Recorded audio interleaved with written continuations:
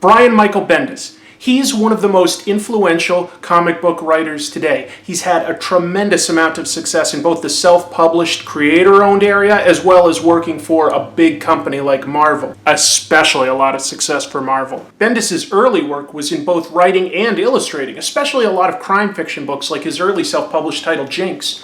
Later on, he became a writer for Marvel, and around 2001 he started doing Ultimate Spider-Man, Daredevil. He soon started working on Avengers. These days he works on X-Men. He's always written on top-tier titles. He's one of the major architects anytime they have a crossover across all of their titles. He helps out on the Marvel movies. He's a big deal at Marvel. And you don't write multiple monthly titles for almost 20 years without coming up with a few tropes. Here's some of what we can expect to find in any given issue of a Brian Michael Bendis comic book. Killing off a main or supporting character. Buffy-esque teen speak. Two-page spread of panels. A page with nothing but multiple panels of talking heads using a different artist for a flashback scene. Decompressed storytelling or writing for the trade instead of the individual issue. Dialogue pattern that repeats what was just said. The title character fighting crime as a superhero for less than 25% of the issue. Instead of show, don't tell, using a lot of dialogue. Formerly formidable villains being taken down quite easily. A hero calling the villain crazy. Characters speaking out of character or using phrases that seem wildly unlikely. Now this may not seem like as many tropes as we've come up with for other creators, but the thing is, Bendis uses them a lot. Like you could count on seeing some of these tropes multiple times per issue. Whatever, forget about all that. We're going to go to the comic book store, buy a random back issue by Brian Michael Bendis. We're also going to get some beers this time. I'm going to get myself some hard ciders, and every time I see a trope, I'm going to get to drink one, because I'm going to treat myself this week. Atomic Comics is one of the most popular shops local to me here in Tacoma, Washington. It does very well with its Yelp and Facebook reviews. It wins best of polls all the time. They've got a great selection of new comics, graphic novels, old issues, toys. Let's see what we can find today.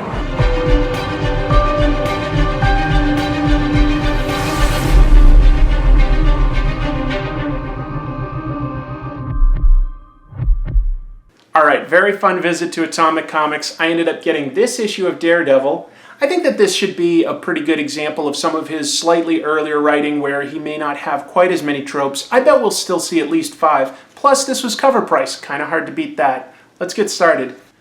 The gist of the issue is that Daredevil teams up with Black Widow, an old girlfriend, to take down Jigsaw, usually considered the Punisher's ultimate villain, and they take him out very quickly. The rest of the issue is spent with Matt Murdock, Daredevil's alter ego, just sort of wondering what his place in the world is. Daredevil is recently separated from his wife, and he's also had his identity outed to the public. So he's fighting those two battles that are internal struggles. And most of the issue is just him talking with Black Widow about it. That's pretty much the whole issue. So I think that this could definitely be considered an example of writing for the trade, because this is a very brief bit of a story in and of itself. In fact, I don't even know, it would be very difficult to quantify this into some sort of a 3-act structure with a beginning, middle, end, because Daredevil and Black Widow fight Jigsaw, and the rest of the issue is just Daredevil coming to terms with where his life is right now. Daredevil doesn't have what could easily be quantified as a character arc within this particular issue. It's not bad at all, and the artwork and the story is fun. It's just that not a lot happens. So I think that this might be a pretty good example of decompressed story. So what I've done for myself is I got a bunch of hard ciders. I like a hard cider. But not all of these are apple. In fact, they've got all sorts of different fruits in them. First up, I've got black and blue, and that means that it has blackberries and blueberries in it. Never tried it before. You can see it's actually red. A little dry, a little tart. Can taste the apple. I think I can taste the blueberry. Wow, almost 7% alcohol by volume. Kind of strong for a beer, it's alright. So what else do we have in this issue? Well, it looks like we have 2-page spreads. In fact, let's take a look. There's 1, 2, 3, 4, 5 examples of this within one issue. 2-page spreads. He loved them. Dry raspberry. That looks all right. I've got my Infinity Gauntlet bottle cap opener. Yay. Has a magnet on the back. See? Holds the bottle cap. Convenient. That reddish tint is interesting. Doesn't have much of a bouquet. Sorry. I think you'll be all right if you try this. Who cares what it smells like, right? This is more subtle. I taste the raspberry, but it's subtle. It's faint. It's good though. It's good. Not necessarily as sugary as the first one. My kitty joined me. Say hi, Milo. You're famous. Internet famous. He's just rolling around on my lap. All right, here we've got another trope on page 3. We can see that Jigsaw is fighting and he says, "I saw you." And Black Widow says, "Do you think he saw us?" Perhaps not the most egregious example of this trope, but Bendis loved his call and response dialogue. It's almost like the comic book equivalent of a Robert Altman movie where characters talk over one another and respond quickly to one another. Snappy pattern.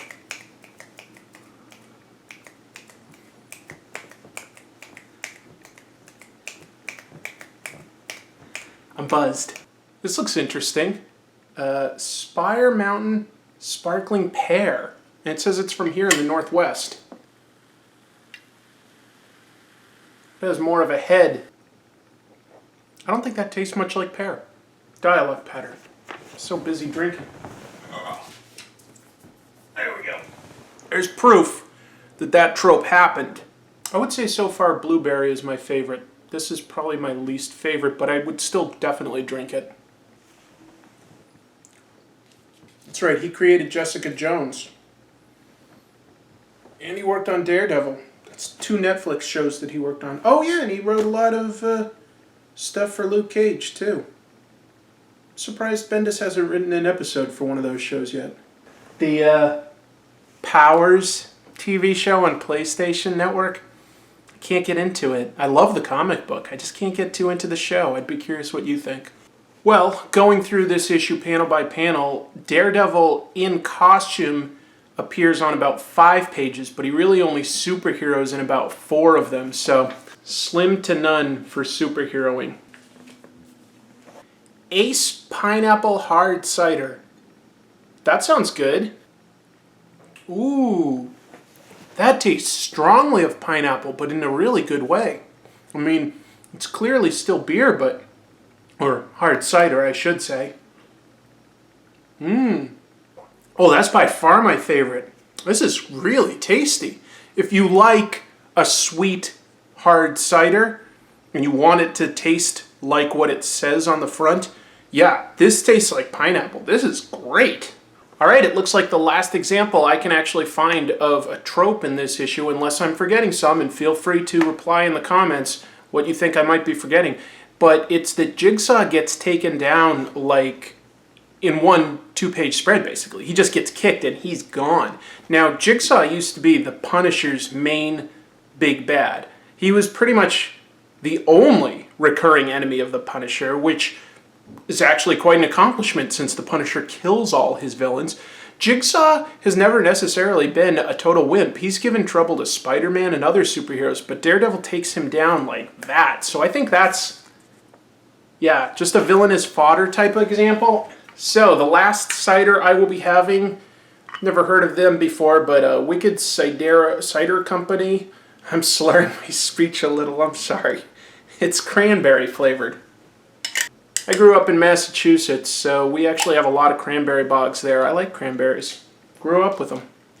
I literally grew up with them. I grew up in a cranberry bog, and my parents were cranberry bog monsters. Look at that. It's kind of opaque. Okay, I can taste the cranberry in this. It's good. Kind of like the first thing that I had. It's a little tart. Is that the right word for cranberry? Tart? I think so. Oh, hey Jesse Custard, do you want some beer too?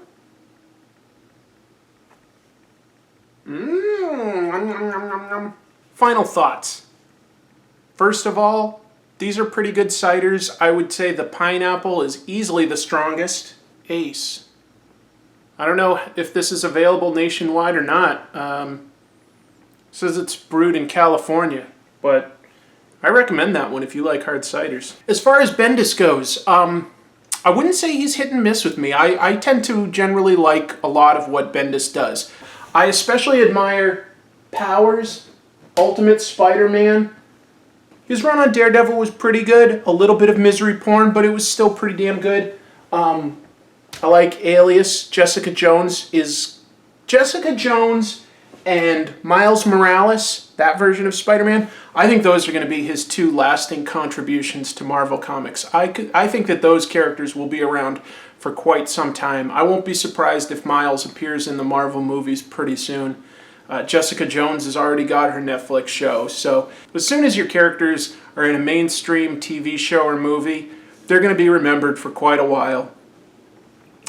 As far as his crossover type arcs, I'm less into that stuff, but that's just a general preference for me personally. I don't tend to get too excited for crossovers. I get more excited when a creator is able to carve out a little piece of the Marvel or DC universe and do their own thing with characters for a while. I think a pretty good example of this would be Rick Remender's Uncanny X-Force run. That was fantastic. Back in the day, I really liked that Peter David had his own Incredible Hulk section, and it didn't get super affected by lots of crossovers. So Bendis may have his tropes, and they may pop up several times per issue. I don't think it diminishes the pleasure.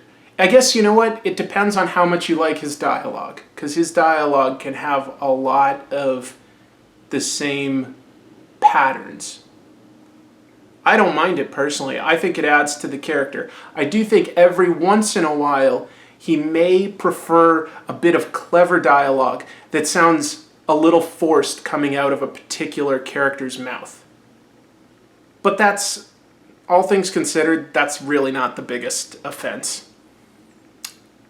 So here's to Bendis.